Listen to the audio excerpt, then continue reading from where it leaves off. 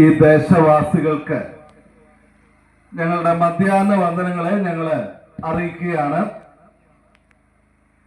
ഞങ്ങളിവിടെ കടന്നു വന്നപ്പോൾ നല്ല മനസ്സോടെ നിങ്ങളിവിടെ തന്നെ ഈ മീറ്റിംഗ് നടത്തിക്കോളൂ എന്ന് പറഞ്ഞ് അനുകൂലമായ സാഹചര്യങ്ങൾ ഒരുക്കി തന്ന ഇവിടെയുള്ള ദേശവാസികളോട് ഹൃദയത്തിന്റെ ഭാഷയിലുള്ള നന്ദിയും ഞങ്ങൾ അറിയിക്കുക.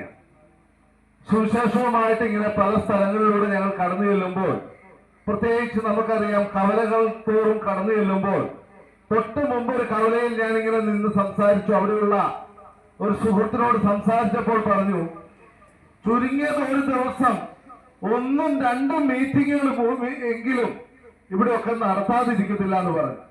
എന്ന് പറഞ്ഞാൽ ഈ കാലഘട്ടത്തിൽ നമുക്കറിയാം നമ്മുടെ ദേശത്ത് ഇവിടെയുള്ള ദേശവാസികൾ വളരെ സഹിഷ്ണുതയുള്ളവരൊക്കെ ആയതുകൊണ്ട് അവര് ദൈവവചനം കേൾക്കുവാൻ നല്ല മനസ്സോടെ അവരുടെ സമയം ചെലവഴിക്കും. മാത്രവുമല്ല, ഞങ്ങളൊക്കെ കടന്നു വരുമ്പോൾ ധൈര്യമായിട്ട് നിങ്ങൾ സുവിശേഷം പറഞ്ഞോളൂ എന്ന് പറയും. എന്നാൽ ഞാൻ എന്റെ മനസ്സിൽ ഇങ്ങനെ വന്നൊരു കാര്യം, 2 മനോഭാവത്തോടെ ഇതിനെ കാണുന്ന ആളുകൾ കാണും. ഒരു കൂട്ടം ആളുകൾ ചിന്തിക്കും, ഇവർക്കൊന്നും വേറെ പണിയില്ലേ. ഞങ്ങളിപ്പോ ഈ പ്രാവശ്യം ഈ ദേശത്തേക്ക് ആദ്യമായിട്ടാണ് വരുന്നത്, എങ്കിൽ പോലും ഒന്നല്ലെങ്കിൽ മറ്റൊരാൾ ഇവിടെയൊക്കെ വന്നിട്ടുണ്ടാകുമല്ലോ. അപ്പൊ അങ്ങനെയുള്ളപ്പോൾ മനുഷ്യരുടെ മനസ്സിലേക്ക് പെട്ടെന്ന് വരുന്ന ചിന്ത, ഇവർക്കൊന്നും വേറെ പണിയൊന്നുമില്ലേ, എല്ലാവർക്കും ഇതാണോ പണിയുള്ളൂ, കടന്നു വരും, പാപികളാണെന്ന് പറയും, ഇതെല്ലാം പറയാൻ മാത്രമേ പണിയുള്ളൂ എന്ന് ചിന്തിക്കുന്ന ഒരു കൂട്ടം ആളുകൾ കാണും. എന്നാൽ മറ്റു ചില വ്യക്തികൾ ഞങ്ങൾ ഇങ്ങനെ സുവിശേഷം പറയുമ്പോൾ ഞാൻ അനുഭവിച്ചിട്ടുള്ള ഒരു കാര്യമുണ്ട്. വളരെ കണ്ണുനീരോടുകൂടി എന്നോടാണ് ഇത് സംസാരിച്ചത്, എനിക്ക് വേണ്ടിയാണ് സഹോദരൻ വന്ന് സംസാരിച്ചത് എന്ന് പറയുവാനായിട്ട്, പറഞ്ഞു കേൾക്കുവാനായിട്ട് ഇടയായിട്ടുണ്ട്. പ്രിയമുള്ളവരെ, ഒരു കാര്യം ഞാൻ പറയാം, ഇത് ഞങ്ങൾ സംസാരിക്കുന്നത് ജീവനുള്ള ദൈവത്തിന്റെ വചനമാണ്. ഈ വചനത്തിന്റെ ഒരു പ്രത്യേകത, ഈ വചനത്തിന്റെ അലയലുകൾ എവിടെയൊക്കെ മുഴങ്ങി കേൾക്കുമോ അത് ആ ദേശത്തിന് അനുഗ്രഹത്തിന്റെ വർഷമായി തീരുമെന്നുള്ളതിന് യാതൊരു സംശയവുമില്ല. ഞങ്ങൾക്ക് മറ്റൊരാളെ വിമർശിക്കുവാനോ മറ്റുള്ള ഏതെങ്കിലും വിശ്വാസത്തെയോ മതസംഹിതയെയോ ചിന്തകളെയോ വിമർശിക്കുവാനോ അല്ല ഞങ്ങൾ ഇവിടെ കടന്നു വന്നത്. പകരം ഞങ്ങൾ ഒരു സന്തോഷം അനുഭവിച്ചു. ഞങ്ങളിലൂടെ ജീവിതത്തിൽ സന്തോഷം അനുഭവിച്ച ഒരുപാട് പ്രിയപ്പെട്ടവരുണ്ട്. അതുകൊണ്ടാണ് ആ ഒരു ഊർജമാണ് പിന്നെയും സുവിശേഷം പങ്കുവെക്കുവാൻ ഞങ്ങളെ പ്രേരിപ്പിക്കുന്നത്. ഞാൻ ഒരു സംഭവം പറഞ്ഞുകൊണ്ട് എന്റെ വാക്കുകളെ ആരംഭിക്കുവാനായിട്ട് ഞാൻ ആഗ്രഹിക്കുക. ഇതുപോലെ ഒരു ദിവസം സുവിശേഷവുമായി ചില ഭവനങ്ങൾ കയറി ഇറങ്ങുവാൻ ഞങ്ങൾക്ക് ഇടയായി. അങ്ങനെ ചില ഭവനത്തിലൂടെ കടന്നു ചെന്നപ്പോൾ മദ്യപാനിയായ ഒരു ജ്യേഷ്ഠനെയും അനുജനെയും പരിചയപ്പെടുവാനായിട്ട് ഇടയായി. വളരെ സുന്ദരനായ ചെറുപ്പക്കാരൻ, എന്നാൽ താൻ അധ്വാനിക്കുന്ന വ്യക്തിയാണ്. വാഹനം ഓടിച്ച്, ഓട്ടോ ഓടിച്ച് താൻ നല്ല രീതിയിൽ വരുമാനം ഉണ്ടാക്കുന്ന വ്യക്തിയാണ്. പക്ഷേ മദ്യത്തിന് അടിമയായി തീർന്ന ആ വ്യക്തി എത്ര രൂപ കിട്ടിയാലും ആ പണം മുഴുവൻ മദ്യഷാപ്പിൽ ചിലവഴിക്കാൻ മാത്രമേ തികയുന്നുണ്ടായിരുന്നുള്ളൂ. അദ്ദേഹം എന്നോട് പറഞ്ഞ കണക്ക് ഞാൻ നിങ്ങളോട് പറഞ്ഞാൽ ഒരു പക്ഷേ നമ്മൾ പോലും നെഞ്ചത്ത് കൈവച്ചു പോകും. അദ്ദേഹം ഇങ്ങനെയാണ് പറഞ്ഞത്, കഴിഞ്ഞ വർഷം എന്റെ അക്കൗണ്ടിൽ 7 ലക്ഷം രൂപയുണ്ടായിരുന്നു. എന്നാൽ മദ്യത്തോടുള്ള ആസക്തി കാരണം ഞാൻ ഓരോ ദിവസവും 5000 രൂപ വീതം എന്റെ അക്കൗണ്ടിൽ നിന്ന് എടുത്ത് ഞാൻ കുടിച്ചു തീർത്തു സഹോദര എന്ന് പറഞ്ഞു. കുടിക്കാനായിട്ട് കൂട്ടുകൂടാൻ ഇഷ്ടം പോലെ ആളുകളുണ്ട്, നമുക്കറിയാമല്ലോ.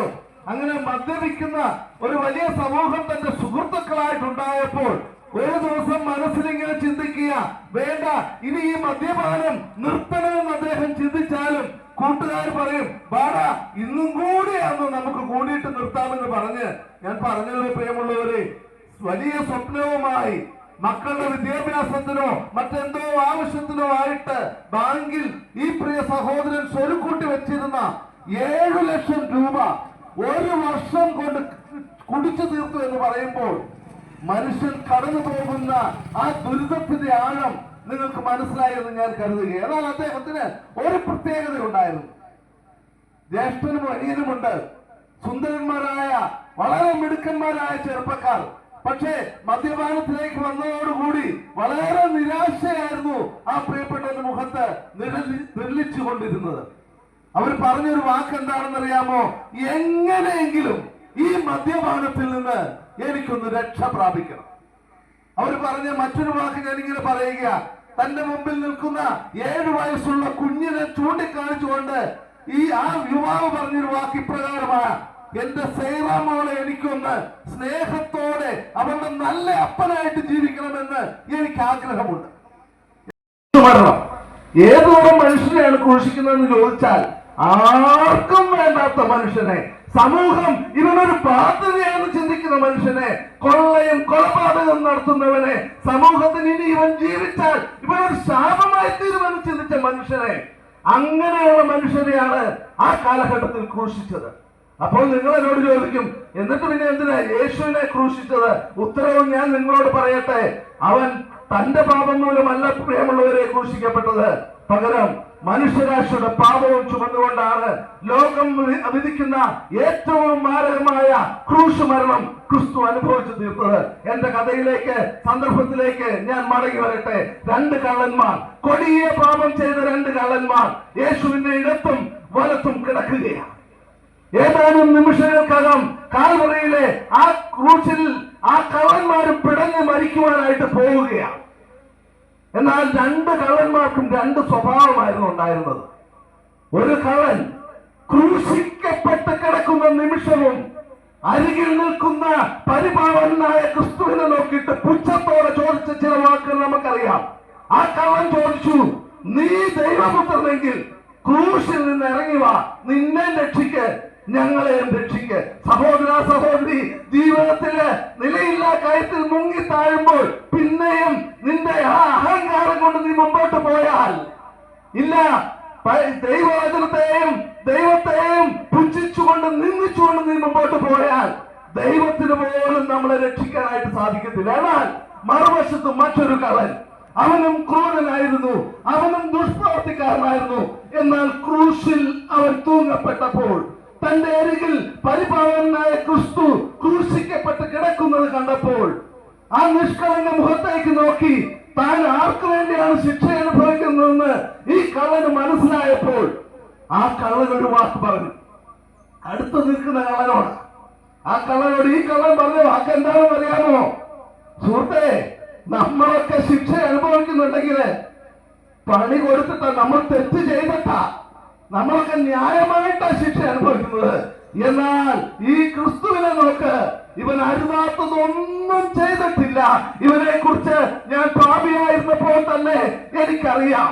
കണ്ണ് അന്ധകാരത്തിലിരിക്കുന്നവന് കാഴ്ച കൊടുത്തവനാ ഇവൻ, കുഷ്ഠരോഗിക്ക് സൗഖ്യം കൊടുത്തവനാ ഇവൻ, വിശപ്പുള്ളവന് ആഹാരം കൊടുത്തവനാ ഇവൻ. ഇവന്റെ സന്ദേശത്തിലൂടെ, ഈ ക്രിസ്തുവിന്റെ സന്ദേശത്തിലൂടെ അനേക ജീവിതങ്ങൾക്ക് മാറ്റം വരുത്തിയിട്ടുള്ള ഈ ക്രിസ്തു, ഇവൻ അരുതാത്തതൊന്നും ചെയ്തിട്ടില്ല സുഹൃത്തെ. എന്നിട്ടും ഇവൻ ക്രൂശിക്കപ്പെടുന്നുണ്ടെങ്കിൽ അതൊരു ലക്ഷ്യത്തിന് വേണ്ടിയാണ്. ഈ ക്രൂശീകരണം, യേശുവിന്റെ ക്രൂശീകരണം വലിയൊരു ലക്ഷ്യത്തിന് വേണ്ടിയാണെന്ന് ക്രൂശിൽ കിടന്ന 2